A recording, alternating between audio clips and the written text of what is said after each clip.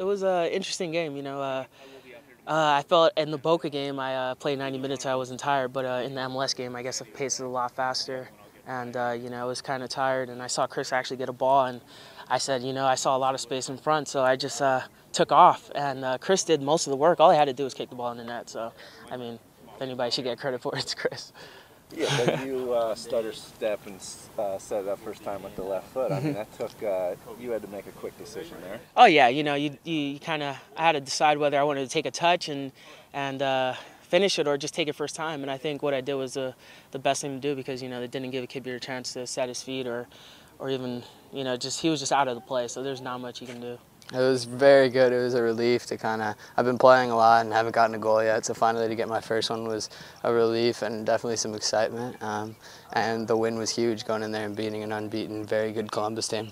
Did you ever think after Mike scored and you scored that, two academy players getting their first goals in the same game was kind of cool? Oh yeah, it was definitely cool. I was excited. Actually, when Mike scored, I was like, yeah, I was happy for Mike. And then when I scored, I was like, oh my God, Mikey came over and we kind of briefly talked about it in about 10 seconds. But it's great. It shows that, U.S. soccer as a whole is improving. And, for two academy guys to go up to the professional ranks and put two in, it means a lot. You can argue we didn't play very well.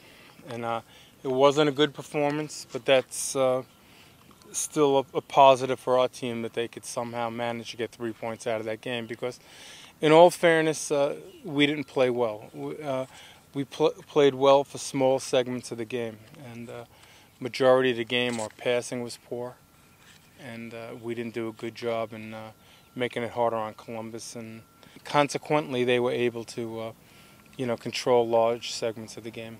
I think there's been many a time this year that we haven't really played to our best, but the best thing is that we're getting the results. I mean, I don't think anyone's going to play too well going away to Columbus, and let alone playing well but getting a result.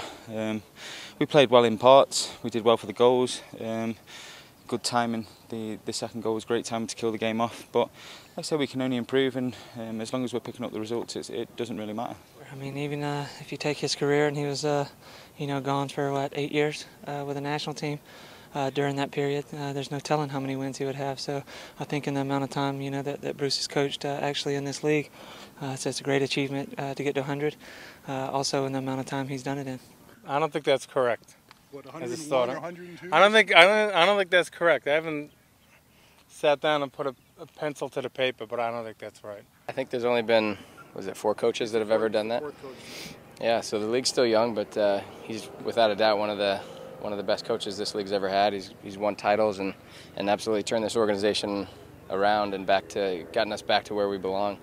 So it speaks for himself. He was the coach of the year last year, and he deserved it, and he's carried that over to this year and done a great job.